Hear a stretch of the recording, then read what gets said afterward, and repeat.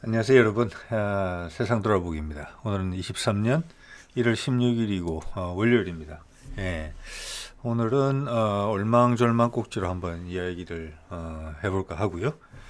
어, 음, 제가 얼마 전에 이런 터보 제트 엔진에 대한 이야기를 좀 드렸었어요. 그래서 오늘은 이 터보 제트 엔진에 기반을 둔 것이죠. 예, 터보 샤프트 엔진, 헬리콥터 엔진으로 주로 많이 사용되죠. 그리고 터보 프롭 엔진과 상당히 사촌지간인데 유사합니다. 아주. 예.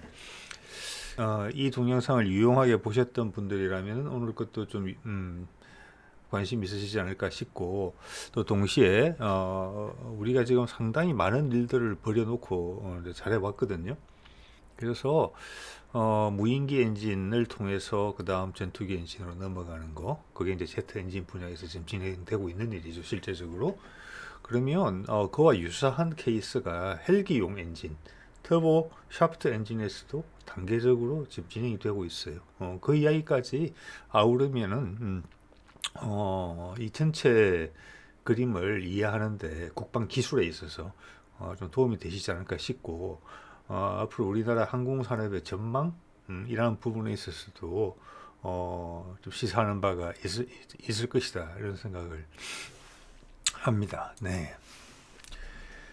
자, 그러면 지금 하고 있는 게 뭐냐 그러면 보면은 터보 제트 엔진 같은 경우는 먼저 하나 말씀을 드려야 될 게 지금 세 가지 용어를 쓰고 있거든요. 터보 제트, 좀 더 터보가 들어가죠. 그다음 터보 샤프트, 터보 프로. 네. 그 말씀을 먼저 잠깐 드리면은 이게 저도 오랫동안 좀 헷갈렸거든요. 이분에 관심이 있기 전까지는. 이제는 어느 정도 명쾌하게 아는데, 그거를 중심을 어떻게 잡아야 되느냐 하면은 터보가 들어가는 단어 있지 않습니까? 터보. 터보라는 단어는 어디서 온 거냐면은 터빈에서 온 거예요. 터빈. 우리 물레방아 도는 그 터빈이거든요. 지난번 말씀드린 대로 제트 엔진에서 압축된 공기가 연료와 섞이면서 꽝 폭발하면 갑자기 팽창을 팍 한단 말이에요. 예, 포탄 터지는 거랑 마찬가지죠. 예. 그러면 강력한 속도로 뿜어져 나간단 말이에요. 그게 제트 기류예요. 제트. 예, 제트가 그거예요. 우리 보면 뭐 승형 자격탄에도 보면 메탈 제트라고 그러잖아요. 쭉 뿜어져 나가는 걸 제트라고 그래요. 물줄기라고 보시면 돼요. 센 물줄기. 예. 그러니까 옛날 물레방아를 보면 물레방아 자체는 터빈이고, 물레방아 위로 흘러내리는 물줄기는 제트예요. 예. 그러니까 터보 제트는 물레방아를 돌린다는 거예요. 뭔가 기체나 액체가 강한 힘으로 밀고 그 힘을 뭘로 받느냐? 터빈, 물레방아로 받는다는 거예요. 그래서 터보 제트예요. 동력운이 제트고 어떤 종류의 제트든지 간에 그 동력을 받는, 우리가 쓸만한 동력으로 바꿔주는 장치가 물레방아, 터빈이에요. 예. 방앗간 같은 경우는 그거를 이제 찌는 데 사용하죠. 예. 자, 그 단어만 아셔도 다 설명이 됩니다. 예. 자, 다시 이 내용으로 들어오면은 우리가 지금 1000에서 1500마력, 뭐 자료를 보면 1200, 1300 이런 이야기가 나와요. 예. 이게 벌써 2021년, 23년 사이에 190억을 투입해서 하고 있어요, 지금. 그리고 코어는 거의 다 된 것 같아요, 제가 봤을 때. 왜냐하면 정부 과제를 보면은, 오늘 뭐 양이 많아서 다 보여드리지는 않지만은 정부 과제를 보면은 코어 말고 엔진 코어 아시죠? 기본 되는 거. 압축, 폭발, 팽창, 그리고 그걸 전부 다 터빈으로 연결하는 거. 그게 코어거든요. 코어 외의 장치들을 보기라고 부르더라고요. 보기. 예, 그 보기를 개발하고 있어요. 이 지금 그림에 보이는 이 미래형 무인기를 위해서. 이거 ADD에서 역점을 두고 하는 사업이고, 향후 우리나라 함정이나 또는 해상, 감시정찰, 공격용으로 디자인된 거예요. 크기도 커요, 이게. 지금은 8.2m라고 되어 있는데, 이거는 옛날 한국 항공우주산업에서 기초연구를 할 때 그렇고, 지금 이게 10m 이상으로 길어져 있어요, 이미. 예, 500md 헬기보다 훨씬 커요. 그건 날개 포함해서 그런데, 이거는 몸통 자체가 차지하는 면적이 넓어요. 왜? 그러니까 최적은 이게 훨씬 커요. MD500보다. 그리고 MD500은 4,500마력 엔진밖에 안 돼요. 근데 이거는 1000에서 1300마력 제가 말씀드렸잖아요. 이거 하고 있는 거예요. 비밀스럽게. 예. 그래서 이 급으로 선택한 그러니까 이게 LAH보다 살짝 작은 정도거든요. 기체 크기는. 이 미래형 수직 이착륙 무인기용으로 개발하고 있는 엔진이 1300마력짜리 터보 샤프트 엔진이에요. 예. 자, 이건 개발 중인 것이고, 이게 그림으로 지금 노출된 거는 거의 없어요. 언젠가 탁 나타날 것 같아요. 왜냐면은 엔진도 지금 다 돼 가는 거거든요. 이것도 20년대 후반? 몇 년 안에 나올지도 모르겠어요. 수직이 착륙할 때는 양쪽에 두 개의 팬으로서 뜨고 내려요. 헬기처럼. 저게 반전으로 돌아요. 동축은 아니죠. 다른 축이니까 이축 반전으로 뜨고 내려요. 예. 저기 보면 하나의 바람개비 크기가 한 2m 이상은 될 거예요. 지금 크기 때문에. 2m짜리 팬이라고 생각해 보세요, 여러분. 그게 두 개가 있는 거예요. 반대 방향으로 도는 거예요. 이렇게 수직이 착륙할 때는 그렇게 하고, 앞으로 갈 때는 저기 수직이 착륙할 때 썼던 저 팬을 뚜껑을 닫아버려요, 아예. 좀 더 그 공기격학적으로 만들기 위해서. 그리고 뒤에 프로펠러가 돌아서 가는 거예요. 상당히 빠를 거예요. 날아갈 때 거의 비행기예요. 오른쪽 밑에 그림 보시면 조종면이 많잖아요. 예, 비행기처럼 날아다니는 거예요. 상당히 빠를 거예요. 예, 그러니까 이거용으로 엔진 하나 개발 중인 거예요. 이거 용도에 대해서 지난 140일에 방추위에서 이런 의결을 한 바가 있어요. 이건 21년 12월 27일 날 의결한 것인데 뭐냐? 1번이라고 시킨 거 있죠. 함 탑재 정찰용 서북 도수용 무인 항공기 사업 추진 기본 전략. 예. 이거는 원래는 구축함에서도 이런 무인기를 띄우자. 그리고 서북 도수에서도 그냥 거기서 정찰기가 오래 떠다닐 수가 없잖아요. 근데 무인기가 딱이니까. 그리고 서북 5도에는 또 뭐랄까 활주로가 긴 게 없잖아요. 섬이니까. 수직 이착륙이 딱 맞다. 원래 이 두 가지 생각이 올라왔던 것이 하나로 뭉쳐졌다. 그런 이야기를 하고 있어요. 그래서 그걸 제대로 해보자. 언제까지? 31년까지 총 사업이 5,700억 투자해서 하자. 그게 좀 전에 보여드린 그 비행기라고 강하게 추정된다는 말씀을 드리는 거예요. 여러 가지를 봤을 때. 그래서 그 용으로 1300마리짜리 엔진이 제일 먼저 개발되고 있는 거예요. 그래서 여러분 제 영상 쭉 보시는 분들은 느끼시겠지만 우리는 지금 후발주자라서 다른 사람들 시행착오를 다 보고 어디서 비용이 발생하는지 뭐가 난제인지를 다 보고 우리는 그래도 피해가는 방안, 최적의 방안을 구사해서 하고 있어요. 그게 뭐냐면은 1타 2피, 1타 3피 이런 식으로 하는 거예요. 하나를 제대로 개발해서 아주 요긴하게 쓰는 거예요. 그래서 징검다리를 빨리빨리 빙빙 돌아가지 않고 가장 빠른 길로 징검다리를 와서 탁탁탁탁 끝나가는 그런 방안을 취하고 있어요. 국방력이 빨리 강화되고 기술이 빨리 확보되고 돈이 적게 들어요. 예. 그리고 소수의 인력으로 할 수 있어요. 예. 자, 이게 그거라고 보고 그래서 제가 이 글을 보여드리는 이유는 좀 전에 그림으로 보여드렸던 상상 속의 비행기인가 하는 것이 상상 속의 것이 아니다. 몇 년 아니면은 모습을 드러낼 것이다. 예. 전 세계에 이런 아이디어 자체가 뭐랄까 검토된 적은 많아요. 그렇지만 이거를 무장까지 가능한 기지가 10m 이상 되고 엔진이 1300마력짜리 이상이 들어가는 그런 민수용이든 군용이든 공히 아마 처음으로 등장하는 그런 모델이 될 거예요. 상당히 관심이 가는 부분입니다. 자, 1300마력 말씀드렸는데 그게 그럼 어느 정도냐 출력이 그 터보 샤프트 엔진의 출력이 어느 정도냐 1300마력이면은 그래서 그 현실 감각을 위해서 우리가 잘 알고 있는 LAH 이제 곧 생산되겠죠. 금년부터 생산 들어갈 겁니다. 이제 이게 엔진이 1032마력이에요. 한 개가.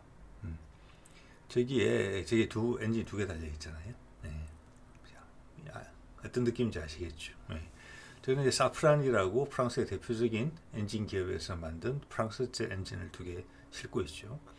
자, 이렇게 되면은 무슨 의미가 있느냐 하면 1차적으로 먼저 생각해 볼 수 있는 게 향후 만약 우리가 LAH라는 기종이 우리 군에 맞고 향후 전장에서 계속 이게 요긴하게 필요하다.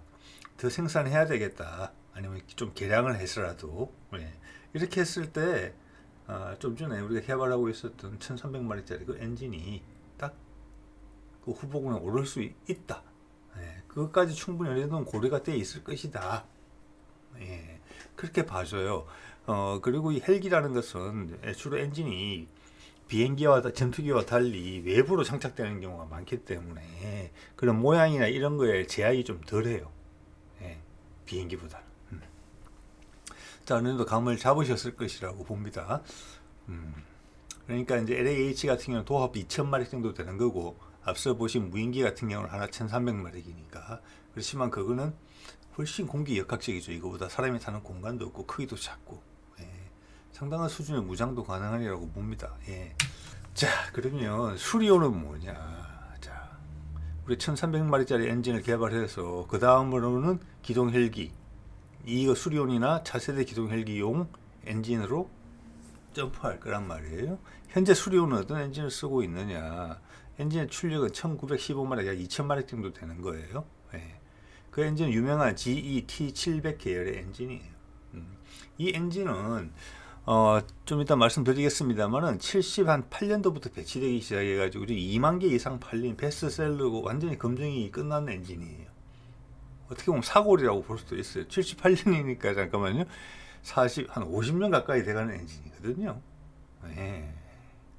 이 뭐죠? 우리도 잘 아는 아파치에도 이 엔진이 2개가 들어가고, 블랙호크에도 2개가 들어가고, 그 외 유럽에 있는 여러 기종들에도 들어가고, 터보 샤프트가 아닌 터보 프로브로 또 채용이 돼서 소형 뭐랄까 여객기에도 들어가고 수송기에도 들어가고 그런 엔진입니다.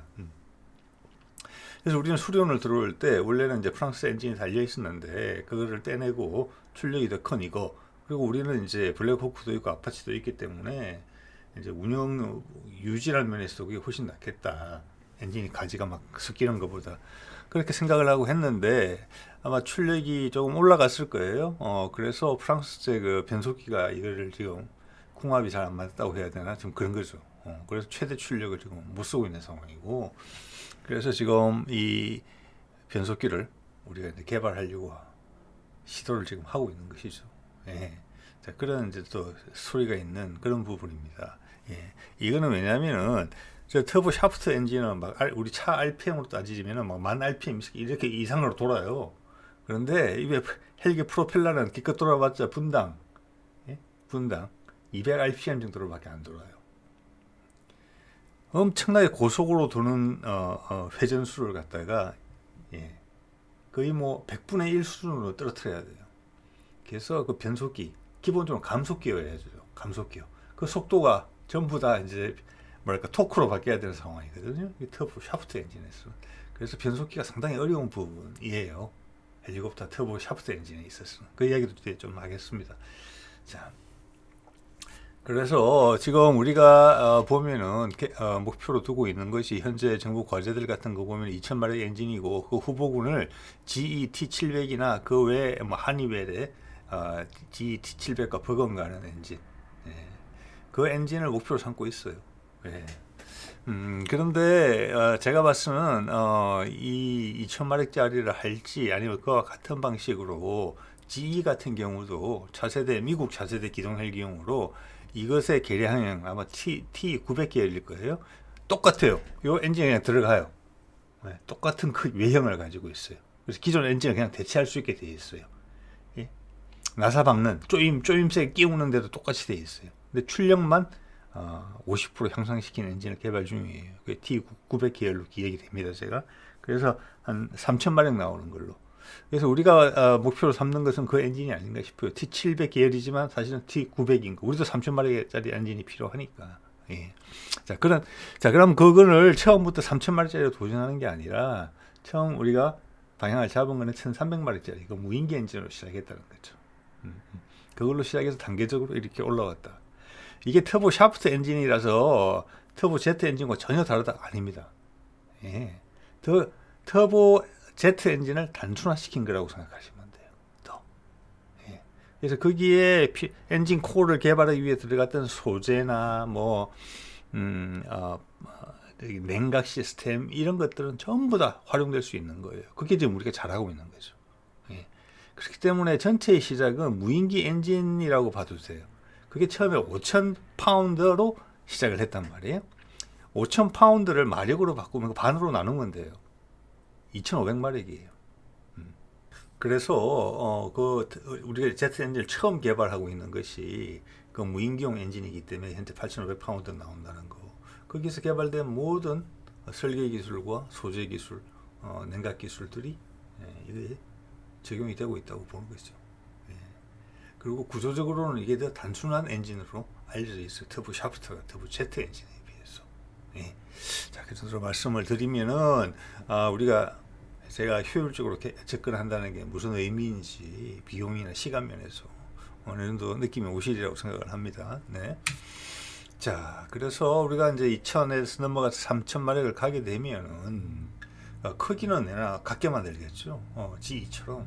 예, 말씀드렸죠. GE T700 엔진을 마력수를 50% 늘려서 T900을 만들지만 크기는 똑같다. 똑같은 엔진 베이에 쏙 들어간다. 그래서 기존 엔진의 업그레이드 수요에도 대응한다. 그거 좋은 생각인 것 같아요. 우리도 그렇게 하겠죠. 그렇게 되면 나중에 어떻게 되느냐. 마력이 30마력이 되더라도 수리온 엔진에 쓸 수도 있고 마력에 조정할 수도 있는 거니까. 그리고 지금 그림에 보이는 30년대에 나올 기동 헬기에도 넣을 수도 있고 이렇게 되는 거예요. 그러니까 아까 그런 말씀 드린 거예요. 무인기용으로 지금 수직 이착륙 무인기용으로 개발 중인 우리의 첫 터보 샤프트 엔진인 1300마력짜리 엔진도 LAH랑 크기가 살짝 높잖아요. LAH용 엔진이랑 호환이 되게 됐을 것이다. 예, 그런 생각을 해볼 수가 있어요. 예. 자, 그러면 우리가 이제 그 하니웰 엔진보다 GE T700 엔진을 모델로 삼아서 우리 터보 샤프트 엔진이 뭔지를 한번 살펴보겠습니다. 이게 제가 위키피디아에서 가져온 사진이고 터보 샤프트 엔진이라고 되어 있죠. 미국이고 GE에서 만든 것이고 처음에 시동을 걸어본 게 73년, 생산된 게 78년. 그래서 상당히 사골 엔진이에요. 완전히 검증이 끝났다. 그래서 유사한 엔진을 개발하려는 후발주자 입장에서는 이 엔진만큼만 만들면 된다. 몇만 대를 갖다가 몇만 시간 써보면서 수많은 게 최적화됐겠죠. 그래서 우리가 이를 본보기에 삼는다는 것이고 사용 중인 이제 기체들도 보면은 뭐 코브라, 바이퍼, 뭐 아파치 말씀드린 대로 다 있죠. 수리온도 적혀져 있네요. UH-60 당연히 있을 것이고, 이런 거고 밑에도 돼 있네요. 이게 이제 향후 T901로 지금 개발되고 있다. 자, 이게 터보 샤프트 엔진이다. 어떻게 다르냐? 이제 그만 기계적인 부분을 한번 설명해 보겠습니다. 이거는 지난 영상에서 가져온 건데, 이 핵심이죠. 여기가 바로 그 엔진 코어라는 거죠. 왜냐, 왼쪽에서 압축, 그죠? 지금 현재 이 그림에서는 코어의 압축이 두 단계로 벌어지고 있죠. 대부분 그래요. 두 단계로. 그래서 앞에는 약하게 올리는 거예요. 최적화되어 있는 거예요. 올리는 바람개비가.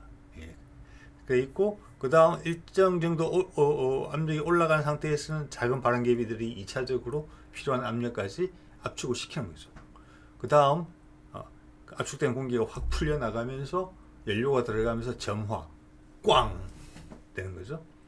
그러면 그 뒤에 터빈이 그 힘을 받죠. 터빈이 돌면서 어떻게 하느냐? 앞에 바람개비, 압축기를 같이 돌리죠. 그래서 더 연료가 많이 타서 더 센 힘으로 터빈을 돌리면 더 많은 산소가 필요한 거죠. 그죠? 가속을 하고 있는 거니까. 그러면 빨리 돌린 터빈이 앞에 있는 압축기를 또 빨리 돌리게 돼요. 그걸 브레이튼 사이클이라고 부른다는 거죠. 당연히 악셀에서 발을 떼면은 기름이 적게 들어가고 파워가 작게 형성되고 터빈이 천천히 돌고 그러면 압축기도 천천히 들어오고 그것도 지금 뒤에 압축기도 뒤에 터빈도 이원화되어 있는 거예요. 자, 그러고 나서 남는 힘이 제트로 뿜어져 나가는 거예요, 뒤에. 자, 그러면 이제 한번 살펴볼까요? 터보 제트 엔진과 터보 샤프트 엔진이 뭐가 다른지. 뭐 두 가지 정도를 말씀을 드리면 될 것 같아요. 근데 이게 조금 헷갈릴 수가 있는 것이 먼저 이걸 정리를 이제 깔끔하게 해야 되는 것이 이게 브레이튼 사이클이라고 그래서 앞에 공기를 압축을 하고 압축된 공기에다가 압축된 공기가 팽창을 확 하는 순간에 연료를 뿜어서 점화를 시켜서 꽝 터뜨리는 거죠. 자, 그러면 뒤로 뿜어져 나가요. 그러면은 터보 제트니까 이제 터보 jet이 다 나오는 거죠. 여기서 이 순간부터 터빈이 도는 거잖아요. 터빈. 그래서 터보죠. 그 말씀 드렸는데 저 터빈이 에너지를 받아요. 행 돌겠죠. 그 받은 에너지는 이 지금 터보 제트 엔진 같은 경우는 어떻게 뭘로 사용됩니까? 앞에 압축기를 돌리는 용도로 쓰는 거예요. 이거 같은 경우는 압축기가 2단계로 이루어져 있죠. 저압, 고압 이런 식으로. 그럼 저 뒤에 터빈도 각각 다른 속도로 돌기 때문에 터빈도 고압 터빈, 저압 터빈 이렇게 돼 있는 거예요. 저거는 이제 앞에 압축기랑 연동이 돼 있죠. 그죠? 압축기만 서로 연동시켜서 사이클에 맞춰서 돌릴 수 있는 정도의 출력만 나오면 돼요. 터빈에서는. 그러면 그 다음 여유분의 출력이 남아있을 거잖아요. 그것이 제트가 되는 거예요. 그래서 뒤로 뿜어져 나가죠. 그걸로 비행기를 앞으로 밀어붙이는 거죠. 그 제트기 같이 터보 제트 엔진 같은 경우는 저 뒤로 밀어붙이는 추력이 훨씬 비중이 크겠죠. 뭐 터빈 돌리는 데는 에너지 얼마 안 될 테니까. 그렇지만 우리가 보고 있는 엔진이 터보 팬 엔진이다. 수송기나 여객기처럼 장거리 운항에 열 효율이 중요하다. 고속으로 나를 필요 없다. 그러면 팬을 돌리는 게 훨씬 유용해요. 그리고 뒤에 제트로 빠져나가는 것은 가급적 줄여서 비행기가 날아갈 정도로만 해주면 돼요. 고속으로 날아갈 거 아니니까. 그렇게 예민하게 반응하지도 않아도 돼요. 그러면 어떻게 되겠습니까? 저 뒤에 터빈이 받아내는 에너지의 양이 훨씬 많아지는 거예요. 그래서 팬을 돌리는 데 쓰겠죠. 그래서 그 정도 차이가 있어요. 그 둘은 사촌간이에요. 자, 터빈의 역할이 크냐, 제트의 역할이 크냐, 그 차이예요. 그죠? 예. 자, 그게 터보 제트와 터보 팬이라면, 걔들 사촌지간이라면은 터보 샤프트로 와서 보면은 뭐냐, 여기에는 터보 샤프트, 터보 jet이죠. 터보 jet에서는 터빈이 에너지를 받고, 그 다음 제트는 뿜어져 나가죠. 추력을 만들죠. 비행기를 밀어붙이죠, 앞으로. 자, 터보 샤프트에서는 뭐냐, 터보가 있으니까 터빈이 있는 거예요. 근데 제트가 없어요. 제트가 있을 자리에 추력을 밀어붙여서 압축 공기를 팽창시켜서 추력을 만들어내는 그 제트 부분이 없어져요. 그 에너지가 전부 다 추가되는 터빈이 몽땅 가져가 버려요. 예.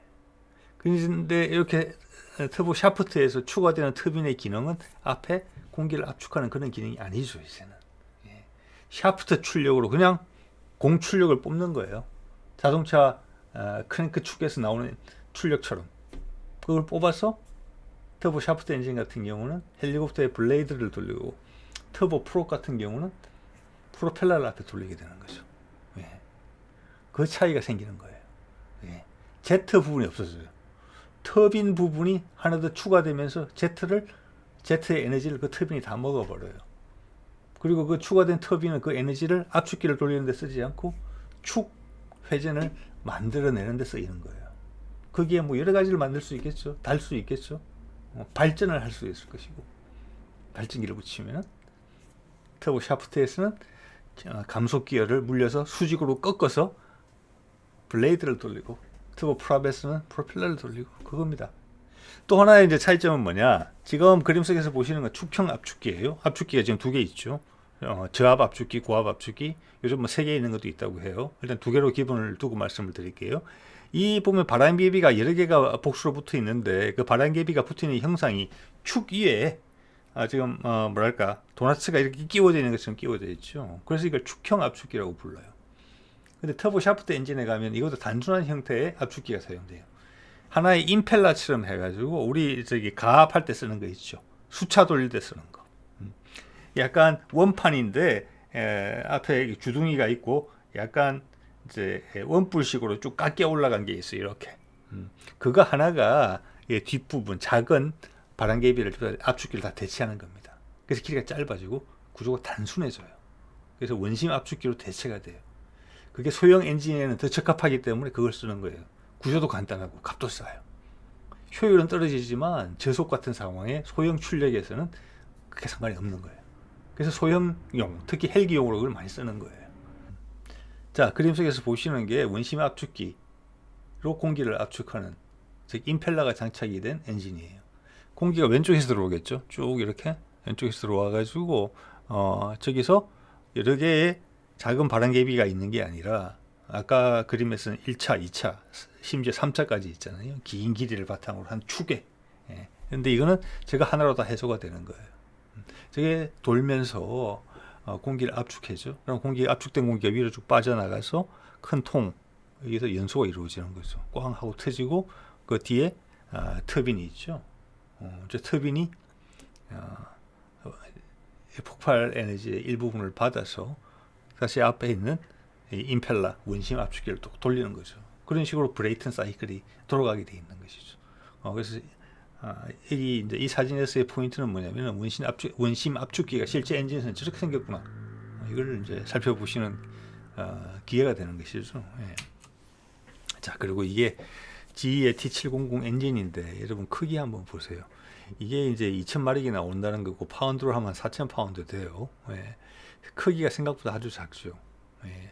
이거 두 개 달고 수리용 기동 헬기가 병사들 태우고 날아다니는 겁니다. 시속 한 300km 가까이까지. 예. 이걸 보시면은 왜 제트 엔진, 그게 뭐 터보 제시든지 터보 샤프트든지 이게 왜 항공용 엔진으로 선택됐는지를 알 수가 있어요. 아주 작은 크기에 큰 출력이 나와요. 자, 이 정도 크기면은 여러분 좀 고급 승용차 후드 열린 거 보신 분들 있으실 거예요. 예를 들어서 요즘 잘 없지만 예전에 좀 있었어요. 그런 차들이 뭐 8기통이나 이런 차들. 이게 엔진 후드 열면은 막 엔진룸이 꽉 찰 정도로 엔진이 막 이만하죠. 그 정도 크기보다도 오히려 작잖아요, 지금 이게.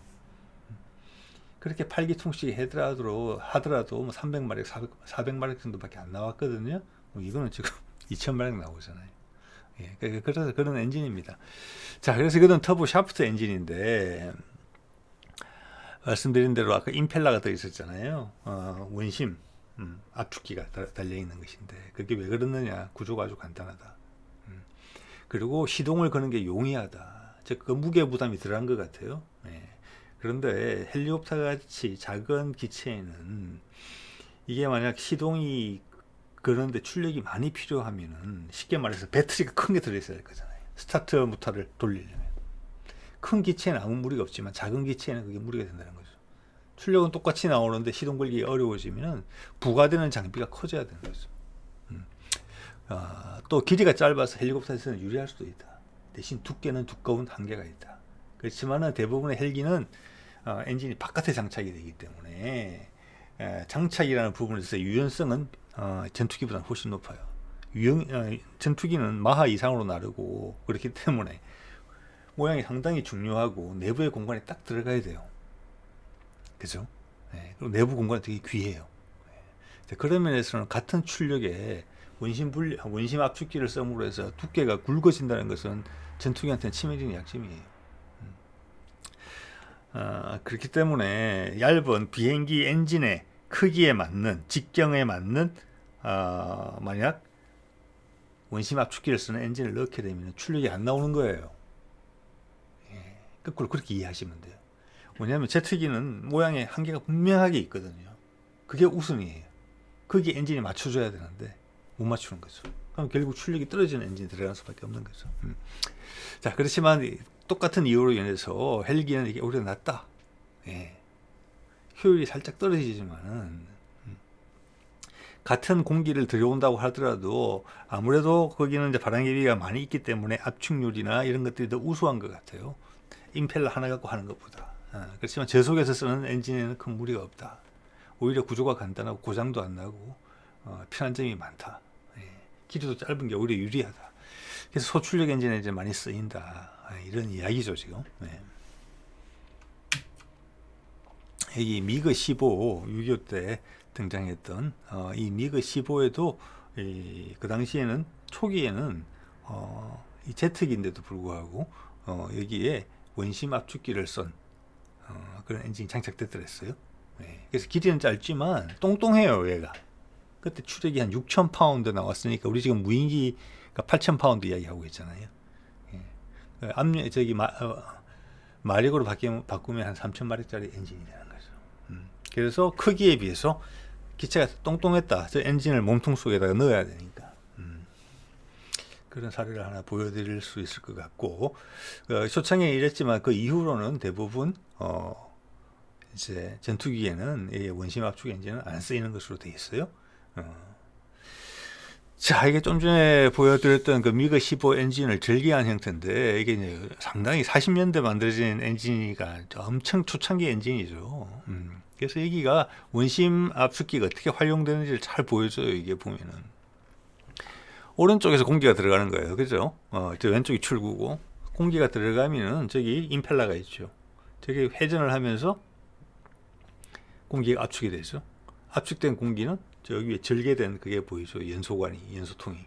저리로 압축된 공기가 들어가면서 공기가 이게 확 퍼지는데 그때 연료가 들어오고 점화가 되는 거죠. 꽝 터지고 그 출력은 뒤로 가서 팬이 일단 하나 보이죠. 좀 요즘 팬하고는 좀 다른데 저 팬을 통과하면서 뒤로 출력으로 뿜어져 나가겠죠. 제트가 형성되면서. 저 터빈은 뭐냐 용도가 그 팽창하는 출력을 받아서 앞에 임펠러를 돌려야 되죠. 그래서 이 브레이턴 사이클이 돌아야 될 거잖아요. 폭발이 많이 발생하면 더 빨리 돌아서 임펠러를 더 빨리 돌려서 산소를 더 많이 공급하게 하는. 그렇지만 전투기는 어차피 제트에서 나오는 추력이 훨씬 중요하고 비중이 크죠. 그래서 앞에 터빈 부분은 상당히 간소화되어 있는 것 같아요. 근데 저게 여기서 만약 이것을 터보 샤프트 엔진으로 바꾼다. 이러면 여러분 어떻게 되겠습니까? 뒤에 큰 터빈이 하나 더 붙겠죠. 그죠? 그래서 그 터빈의 목적은 뭐냐? 뒤로 뽑든지 아니면 앞으로 뽑든지 해서 축에다가 축 동력을 발생시키겠죠. 그래서 뒤로 새어 나가는 출력은 거의 없겠죠. 그래서 뭐 앞서 언급을 드렸던 것처럼 한 90% 정도의 출력을 다 터빈이 받아내버리면 되는 거죠. 그럼 뒤에는 자동차 배기가스 나오듯이 배기관만 하나 뽑으면 되는 거죠.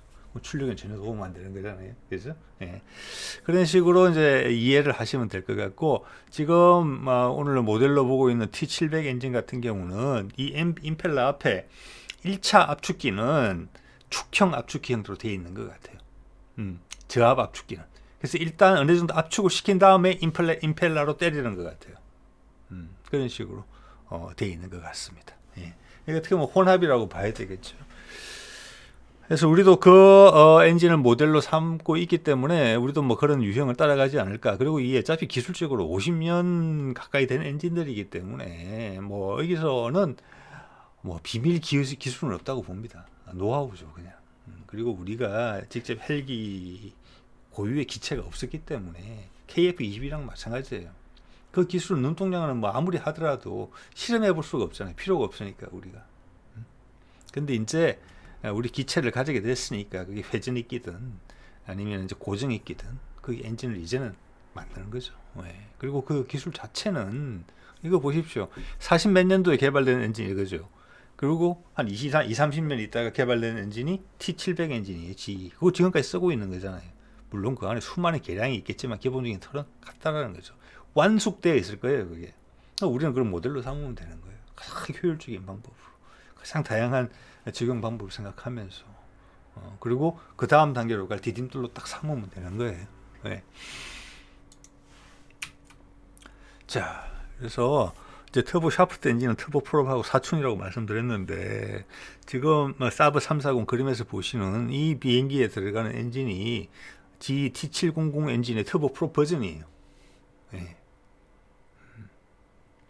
자, 터보 프롭과 터보 이것든가 고속으로 나가는 거 아니잖아요. 저속에서 주로 활동하는 거죠. 터보 프롭과 터보 샤프트의 가장 큰 차이는 뭡니까? 감속비의 차이예요. 감속비. 저기가 이제 아까 말씀드린 것처럼 그 터빈이 받아서 이렇게 샤프트 축 동력으로 바꿔서 쭉 뽑아내면은 그 축이 뭐 한 10,000에서 15,000 RPM 정도 이상으로 도는 것 같아요. 엄청나게 빠른 속도로 돌죠.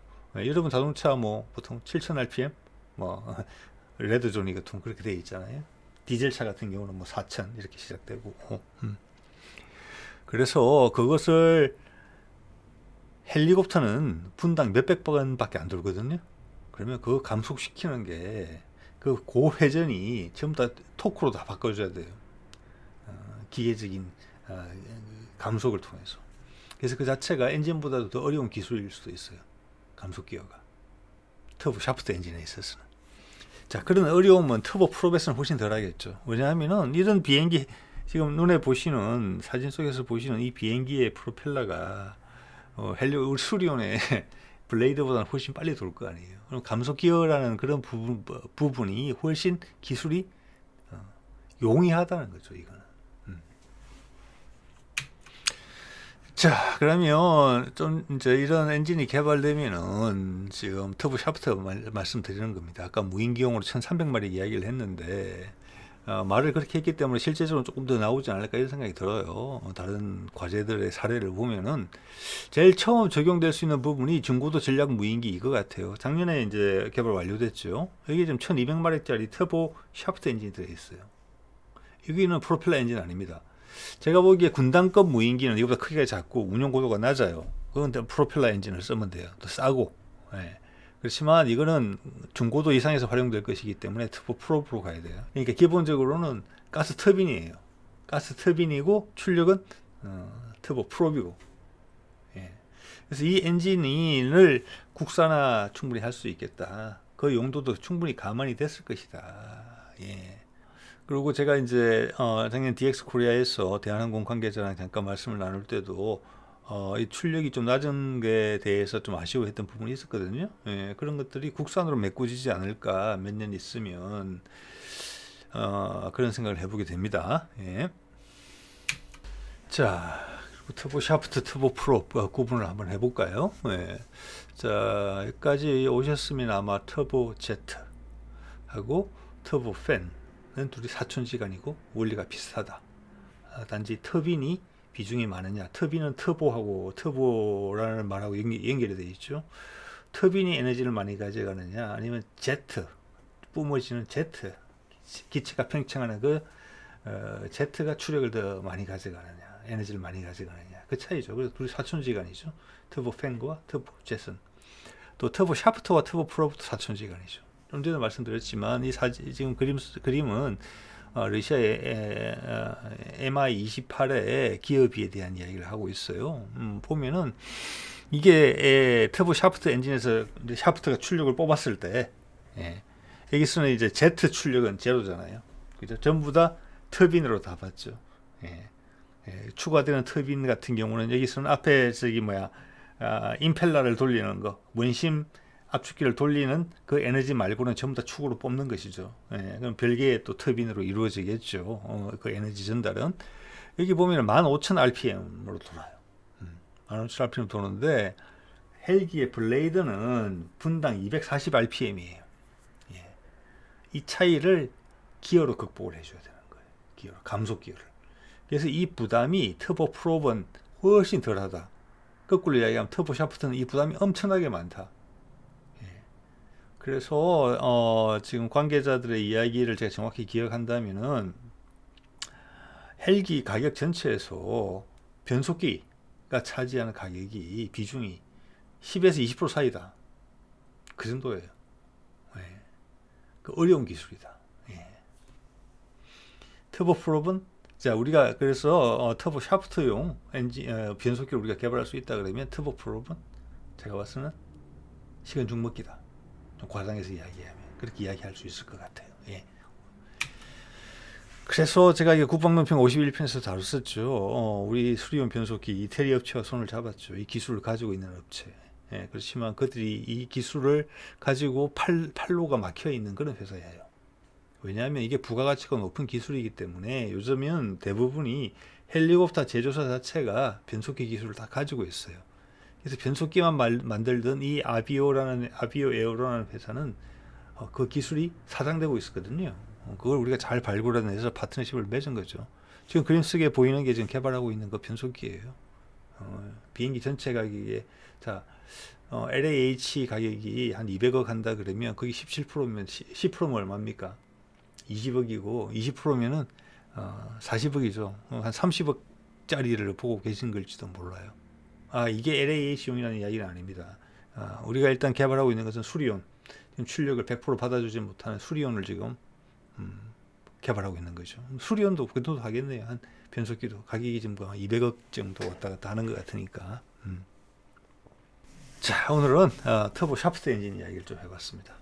그리고 우리가 단계적으로 개발하고 있는 1350마력짜리, 그 다음 2000마력짜리를 타고 넘어서 3000마력짜리. 그리고 각각 하나만을 보고 있는 게 아니라 각각의 마력에서 그 디딤돌로 다 사용하겠지만 또 동시에 옆으로 버려지는 게 있다는 것이죠. 그 각각 마력에서 활용처가 여러 군데가 있다는 것이죠. 그게 다 계산된 상태에서 지금 하고 있다. 전체가 큰 그림, 아주 잘 짜여진 그림 내에서 정밀하게 움직이고 있다. 예.